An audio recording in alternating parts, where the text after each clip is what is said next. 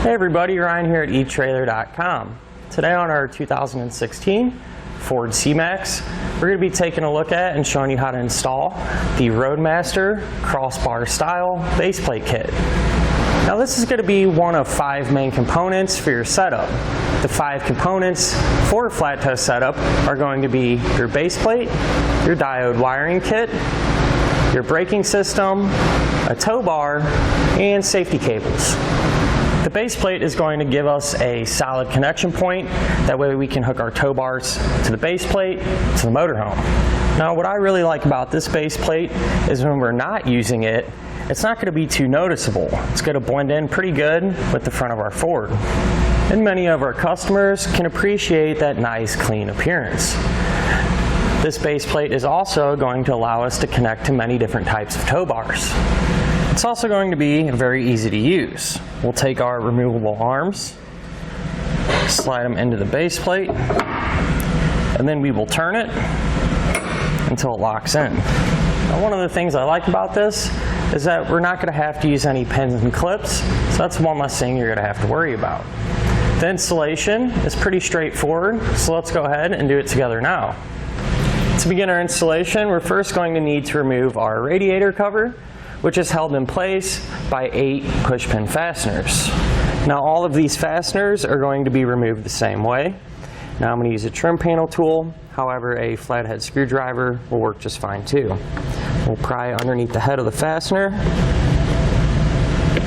pull up and get underneath the base of it and pry it out of place. With our pushpin fasteners removed, we can tilt our grill back. And there's going to be a handful of clips like this that we're going to have to release to free our grill. Now you can use a flathead screwdriver, and I'm going to actually come in from the bottom of the grill underneath the tab and just put some downward pressure on our bumper. At the same time while pulling our grill forward, and that will release it.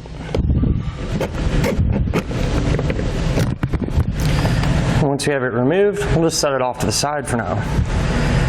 We're also going to have 5 plastic tabs that our fascia is going to be connected to this black support piece that we'll need to release. So to do that, we'll take a flathead again and kind of pry on our tab and pull forward at the same time to release it.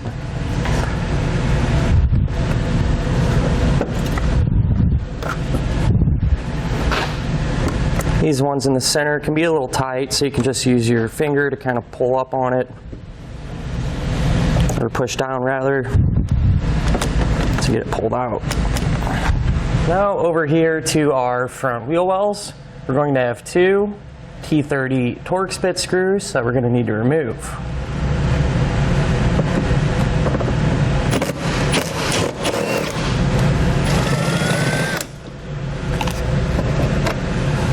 Then a little further up right here, we're going to have another pushpin fastener that we'll have to pop out.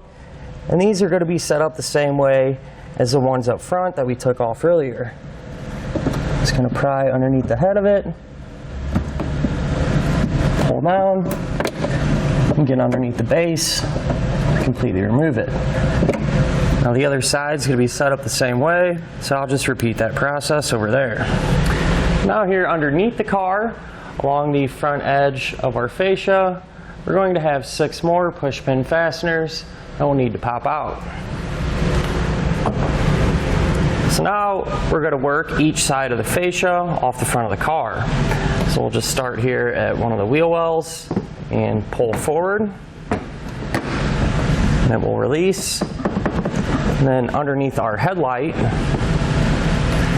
there's going to be 2 clips that we'll have to free, that way our fascia can come off. I like to start with this one, and I'm using a plastic trim tool, but you can use a screwdriver to do the same thing. But we'll push down on that white tab and pull towards us.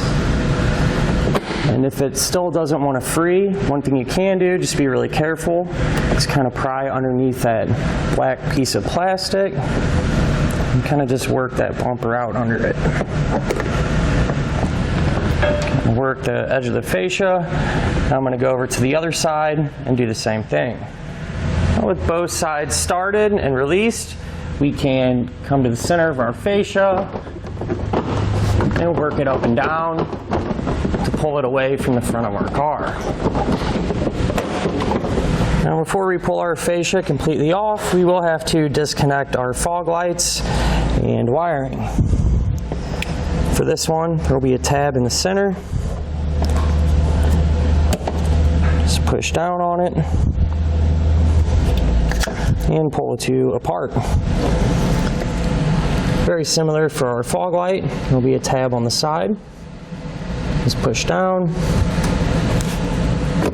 and pull out. With all of our wiring disconnected, we can remove our fascia and set it off to the side. Now, there's going to be some wiring that's attached to the bottom of our shock absorption pad, which we'll need to take off. So I'll just get our trim tool, kind of pry behind it and pry it away.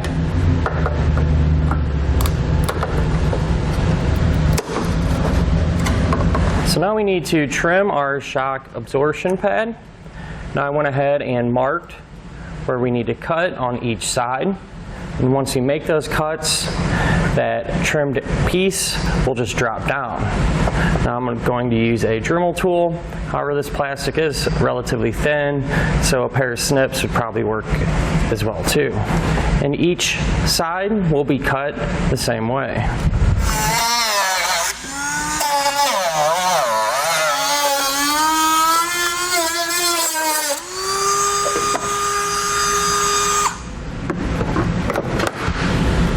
Now, on the driver's side only, we're going to have to cut off a piece of this support tab. That way we can get to a bolt that's behind it. But before we do that, what I like to do is kind of push down on the piece behind it and lift this up forward a little bit, because there is some hoses and some other things behind it. And this will give me a little more room to cut it without having to worry about damaging anything.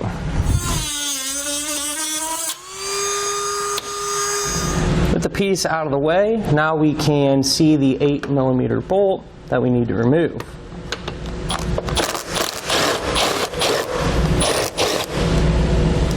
Now over here on the passenger side, we're going to temporarily disconnect and remove our horns. So to do that, there's going to be one electrical connector that we'll need to remove. Just push that tab down, pull down on the connector. They're going to be held in place by one 10mm bolt located kind of up here towards the top of the horn.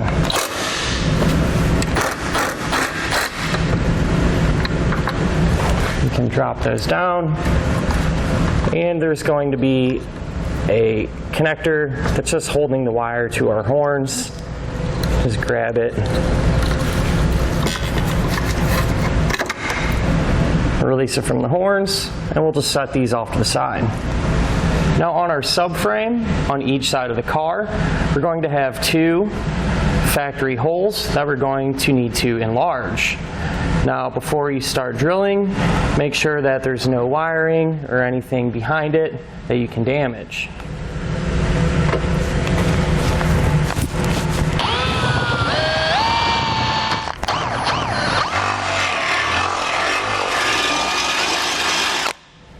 Now we can prepare our hardware that's going to secure our base plate to the vehicle subframe. So we'll take one of our bolts, followed by a split lock washer, and then a flat washer, and then we're going to put some red Loctite on the threads. We can take our driver's side brace, and we know this is the driver's side because the tabs are going to face towards the outside of the vehicle. And on our bottom hole, we'll take our hardware and slide it through. And on the back side of it, we're going to take one of the spacers, put that on, And then inside of our subframe, on the bottom hole, we're going to take one of our threaded backing plates, slide that up, and line it up as good as we can. We can take our whole assembly, put that on,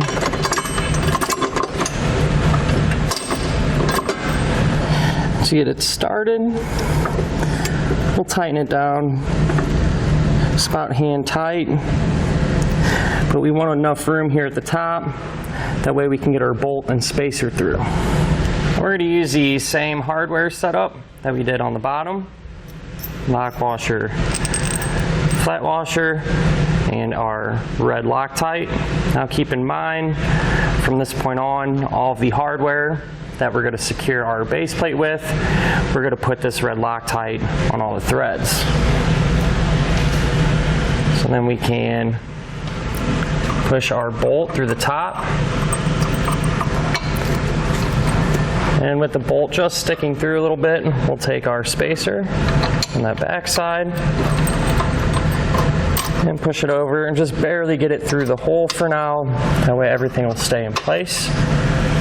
Now we're going to take one of the threaded backing plates that is attached to a handle and run that up into our subframe. And we're going to line it up with the hole that we drilled and thread our bolt into it. Now the other side is set up the exact same way, so I'll just repeat that same process. Now we can put our base plate in place. Now one thing you can do if you don't have an extra set of hands, since this can be a little heavy, is just line your holes up here. Just take one of the bolts and the nut, just loosely get it started. Now do that on each side. That way the base plate will support itself. So now we can work on securing our attachment points up here. As far as the hardware that we're going to use, we're going to take a bolt and a split lock washer, put on that Loctite, and then we're going to come from inside of our bumper beam with a handle nut. And I actually bent it a little bit, that way it'll fit in there nice and flush. And we'll line the threads up through the hole, push our bolt through, line it up with our handle nut, and get it started. And we'll repeat that same process over here on this side. With our top bolts in place and hand tight, now since the base plate is supporting itself, we'll take out this hardware that we put in earlier.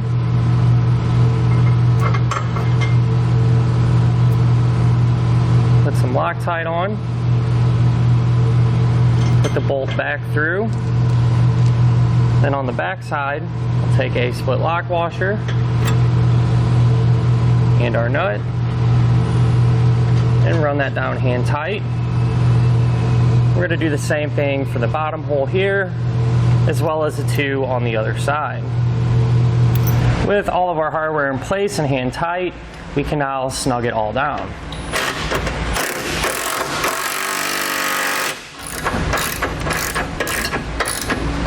Now using a torque wrench, we can torque all of our hardware down to the specification found in the instructions.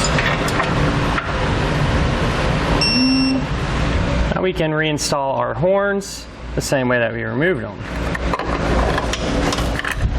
With our horns bolted back in place, don't forget to connect our electrical connector. Now before we put our fascia or anything else back on, I'm just going to use a pair of snips and trim off all the access handles from our handle nuts. Now the wiring harness that we removed earlier, I went ahead and plugged it back in and just ran it across the other side along our bumper beam, securing it with some zip ties along the way. Now here on the back side of our fascia, we're going to completely remove this duct shroud, and in order to do that, There's going to be a handful of clips that we'll have to release. And take a flathead, kind of pry down, and pull up on that shroud to free it. And just work your way down one side.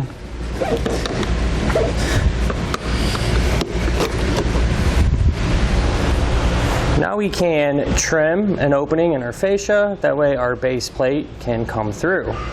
I went ahead and marked the area here according to the diagram and our instructions. I'm just going to use a Dremel tool to make that cut.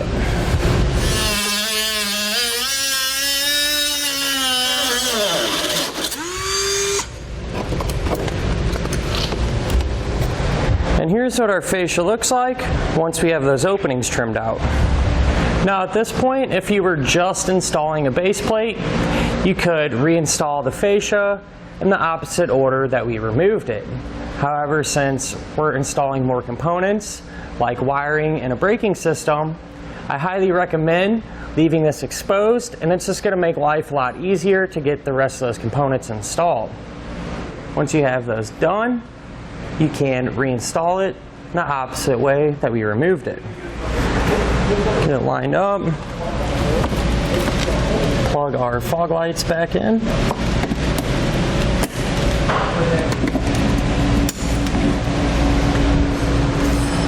We can line everything up and work it back into place. And that'll do it for our look at and our installation of the Roadmaster Crossbar-Style baseplate kit on our 2016 Ford C-Max.